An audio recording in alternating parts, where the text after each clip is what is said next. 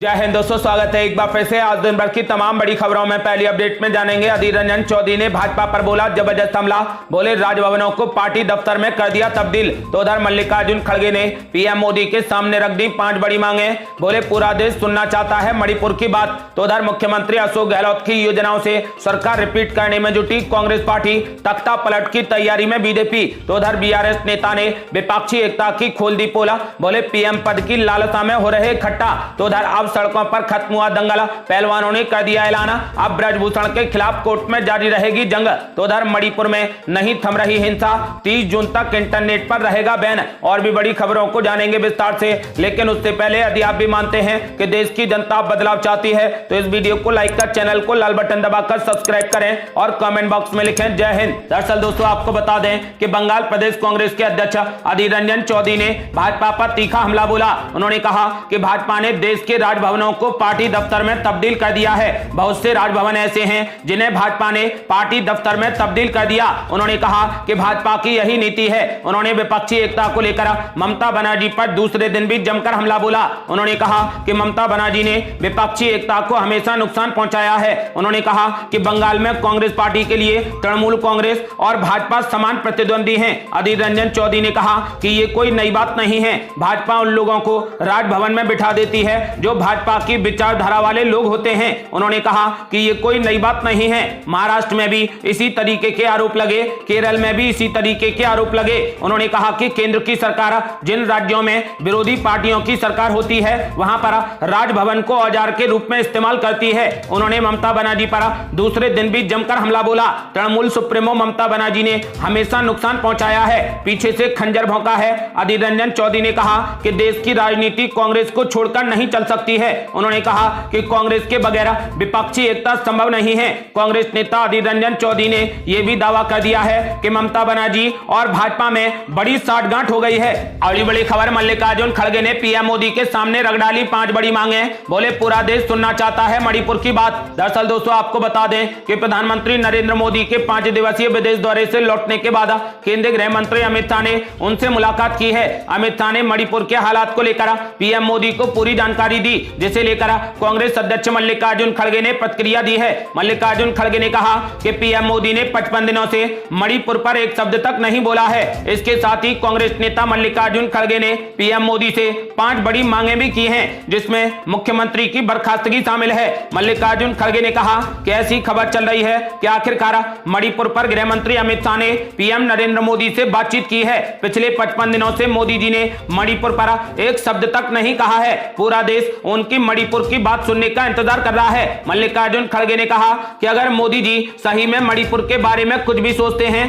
तो सबसे पहले अपने मुख्यमंत्री को बर्खास्त करना होगा। कांग्रेस अध्यक्ष मल्लिकार्जुन खड़गे ने कहा कि बीजेपी और मोदी सरकार का कोई भी प्रोपागेंडा मणिपुर हिंसा में उनकी घोर विफलताओं पर पर्दा नहीं डाल सकता है। अगली बड़ी खबर, मुख्यमंत्री अशोक गहलोत की योजनाओं से सरकार रिपीट करने में जुटी कांग्रेस पार्टी, तो तख्ता पलट की तैयारी में बीजेपी। दरअसल दोस्तों आपको बता दें कि राजस्थान में इसी साल के अंत में विधानसभा के चुनाव हैं। बीजेपी और कांग्रेस दोनों ही अपनी सरकार बनाने के लिए एड़ी चोटी का जोर लगा रही हैं। मुख्यमंत्री अशोक गहलोत ने पिछले 1 साल में जितनी भी योजनाएं लागू कर लोगों तक पहुंचाई हैं, उन्हें दोहराते हुए कांग्रेस पार्टी अपनी सरकार रिपीट करने में जुटी हुई है। तो वहीं बीजेपी राजस्थान में तख्ता पलट करने के लिए केंद्र पर निर्भर है। बड़ी बात यह है कि दोनों ही पार्टियों ने मेवाड़ को केंद्र बना लिया है। मुख्यमंत्री अशोक गहलोत मेवाड़ के लगातार दौरे कर रहे हैं, तो अब बीजेपी की तरफ से केंद्र भी एंट्री मारने वाला है। इसी को लेकर 30 जून को उदयपुर में गृह मंत्री अमित शाह का दौरा है। केंद्रीय गृह मंत्री अमित शाह यहां जनसभा को संबोधित करेंगे।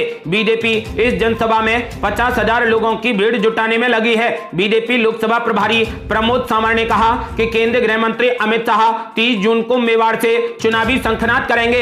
अगली बड़ी खबर, बीआरएस नेता ने विपक्षी एकता की खोल दी पोल, बोले प्रधानमंत्री पद की लालसा में सभी दल हो रहे इकट्ठा। दरअसल दोस्तों आपको बता दें कि 23 जून को बिहार की राजधानी पटना में विपक्षी पार्टियों की बड़ी बैठक हुई, जिसमें 2024 के लोकसभा चुनाव में एकजुट होकर भाजपा के खिलाफ चुनाव लड़ने की बात कही गई। हालांकि अब भारत राष्ट्र समिति यानी बीआरएस ने विपक्षी एकता पर गंभीर सवाल खड़े कर दिए हैं। बीआरएस के कार्यकारी अध्यक्ष और तेलंगाना सरकार के मंत्री केटी रामाराव ने परोक्ष रूप से कहा कि विपक्षी पार्टियां पद की लालसा में एकजुट हो रही हैं। केटी रामाराव ने एक इंटरव्यू के दौरान विपक्षी एकता की पोल खोलते हुए कहा कि राजनीतिक लड़ाई सिद्धांतों के आधार पर होनी चाहिए। दुर्भाग्य से हम इससे भटक रहे हैं। हम देख रहे हैं कि किसी से घबरा कर और उसे पद से हटाकर किसी और को बैठाने के लिए ये सब हो रहा है, लेकिन एजेंडा ये नहीं होना चाहिए। देश की आधारभूत प्राथमिकताओं और लोगों की भलाई के आधार पर एजेंडा होना चाहिए। बीआरएस नेता ने कहा कि आपको किसी के खिलाफ नहीं बल्कि किसी वजह से इकट्ठा होना चाहिए, लेकिन वो वजह क्या है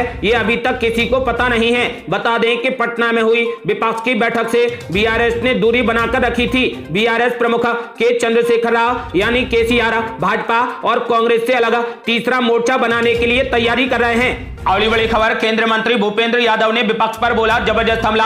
बोले विपक्षी दल अपने परिवारों को बचाने में लगे हैं, चुनाव में उन्हें मुंह की खानी पड़ेगी। दरअसल दोस्तों आपको बता दें कि केंद्रीय मंत्री भूपेंद्र यादव ने दावा किया कि लोकतंत्र की रक्षा के नाम पर आगे आने वाली पार्टियों का एजेंडा अपने परिवारों को बचाना है, लेकिन वे बिहार और अन्य राज्यों में होने वाले चुनावों में धूल चाटेंगे। केंद्रीय पर्यावरण राज्य मंत्री ने 1975 में तत्कालीन प्रधानमंत्री इंदिरा गांधी द्वारा लगाए गए आपातकाल के 48 साल पूरे होने पर आयोजित एक निंदा कार्यक्रम में बोलते हुए यह बात कही। रविवार को मुंबई में भारतीय जनता पार्टी द्वारा निंदा कार्यक्रम का आयोजन किया गया। उन्होंने आरोप लगाया कि ये परिवार केंद्रित पार्टियां लोगों की मदद करने के बजाय पहले अपने परिवारों की रक्षा करना चाहती हैं। केंद्रीय मंत्री ने पटना में हुई कांग्रेस समेत विपक्षी दलों की बैठक का भी जिक्र किया। केंद्रीय मंत्री ने कहा कि जो लोग लोकतंत्र के खिलाफ साजिश रच रहे हैं और पहले अपने परिवार को बचाने की कोशिश कर रहे हैं, उन्हें न केवल विभिन्न राज्यों में हार का सामना करना होगा बल्कि बिहार में भी उनका सफाया हो जाएगा।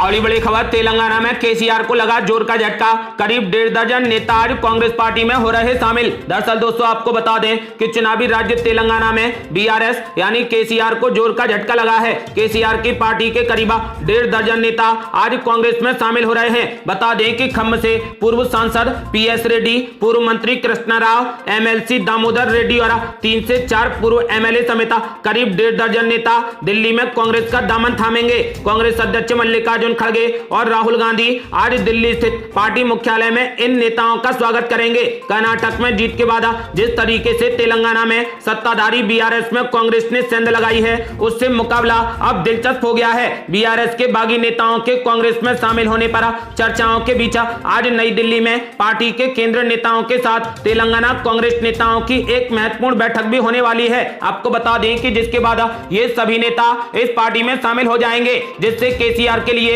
ये बड़ा झटका है। आपको बता दें कि तेलंगाना में अब कांग्रेस पार्टी मजबूत होती जा रही है। माना जा रहा है कि इस बार कांग्रेस पार्टी तेलंगाना में जीत हासिल कर सकती है।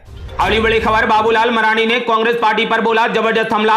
बोले नफरत का मॉल खड़ा करने वाले बेनकाब हो रहे हैं। दरअसल दोस्तों आपको बता दें कि झारखंड के पूर्व मुख्यमंत्री बाबूलाल मरांडी ने अध्यक्ष मल्लिकार्जुन खड़गे के बेटे और मंत्री प्रियांक खड़गे के गौ हत्या पर दिए गए बयान के बाद कांग्रेस को निशाने पर ले लिया है। बाबूलाल मरांडी ने कहा कि कांग्रेस अध्यक्ष मल्लिकार्जुन खड़गे के बेटे और मंत्री प्रियांक खड़गे पुलिस से गौरक्षकों को लात मारने और जेल में डालने की बात कर रहे हैं। इतना ही नहीं, उन्होंने आगे कहा कि कर्नाटक सरकार के एक मंत्री ने पिछले दिनों गौ हत्या का भी समर्थन किया था। सनातन आस्था पर हमला करने वाली कांग्रेस पार्टी ने धर्मांतरण विरोधी कानून को भी वापस ले लिया है। बाबूलाल मरांडी ने कहा कि नफरत का मॉल खड़ा करने वाले अब बेनकाब हो रहे हैं। अगली बड़ी खबर, केंद्र सरकार पर फिर से हमलावर हुई आम आदमी पार्टी। संजय सिंह बोले नहीं लागू होने देंगे नई बिजली नीति पर केंद्र का फरमान। दरअसल दोस्तों आपको बता दें कि बीते शुक्रवार को केंद्र की मोदी सरकार ने बिजली मंत्रालय की तरफ से तैयार किए गए नए बिजली टैरिफ को मंजूरी दी है। इस नए टैरिफ के अनुसार अगले वित्तीय वर्ष अप्रैल 2024 के बाद सरकार बिजली के नए टैरिफ लागू करने जा रही है। नए टैरिफ के मुताबिक दिन में खपत होने वाली बिजली की कीमत वर्तमान दर से 20% तक सस्ती होगी, जबकि रात में जिस वक्त बिजली की सबसे ज्यादा मांग होती है उस वक्त बिजली की कीमत 10 से 20% तक महंगी होगी। इसके लिए बिजली नियम 2020 में आवश्यक संशोधन करते हुए दिन और रात में मांग के अनुसार टैरिफ सिस्टम लागू किया गया है। लेकिन केंद्र सरकार की इस नई बिजली टैरिफ को लेकर अभी से ही विरोध शुरू हो गया है। आम आदमी पार्टी ने इस नए बिजली दर का कड़ा विरोध करते हुए एक बार फिर से केंद्र की मोदी सरकार पर हमला बोला है। संजय सिंह ने कहा कि अधिकांश लोग दिन के वक्त में काम करते हैं, सबसे ज्यादा 70% लोग रात को बिजली का उपयोग करते हैं, जब लोग कूलर, पंखा और एसी का इस्तेमाल करते हैं। लेकिन केंद्र सरकार ने दिन के वक्त बिजली को थोड़ा सस्ता कर रात के वक्त 20% बिजली की दर को महंगा कर दिया है, जो आम लोगों के लिए बहुत ही भारी साबित होगा। संजय सिंह ने कहा कि यह नई नीति जन विरोधी है। बड़ी खबर, अब सड़कों पर खत्म हुआ दंगल, पहलवानों ने कर दिया बड़ा ऐलान, बोले ब्रजभूषण के खिलाफ कोर्ट में जारी रहेगी जंग। दरअसल दोस्तों आपको बता दें कि भारतीय कुश्ती संघ और ब्रजभूषण शरण सिंह के खिलाफ लगातार आंदोलन कर रहे पहलवान अब अपनी लड़ाई सड़क के बदले अदालत में लड़ेंगे। ये लड़ाई तब तक जारी रहेगी जब तक न्याय नहीं मिल जाता, लेकिन अब सड़क पर दंगल नहीं होगा। ये जानकारी महिला पहलवान साक्षी मलिक ने दी है। साक्षी मलिक और विनेश फोगाट ने ट्वीट में लिखा कि सरकार के साथ 7 जून को बातचीत हुई। सरकार ने पहलवानों के साथ किए गए वादे पर अमल करते हुए महिला कुश्ती खिलाड़ियों की ओर से महिला उत्पीड़न और यौन शोषण के संबंध में की गई शिकायतों के मामले में एफआईआर दर्ज की। दिल्ली पुलिस ने जांच पूरी करके 15 जून को कोर्ट में चार्जशीट पेश कर दी। इस केस में पहलवानों की कानूनी लड़ाई सड़क की जगह अब कोर्ट में जारी रहेगी जब तक न्याय नहीं मिल जाता है। उन्होंने आगे कहा कि कुश्ती संघ के सुधार के संबंध में नई कुश्ती संघ के चुनाव की प्रक्रिया वादे के अनुसार शुरू हो गई है। चुनाव 11 जुलाई को होने तय हैं। सरकार ने जो वादे किए हैं उस पर अमल होने का इंतजार रहेगा। साथ ही साक्षी मलिक और विनेश फोगाट ने कुछ दिन के लिए सोशल मीडिया से ब्रेक लिया है, जिसकी जानकारी दोनों ने अपने ट्विटर हैंडल से दी है। देश के नामी पहलवानों ने बीते 5 महीनों से बीजेपी सांसद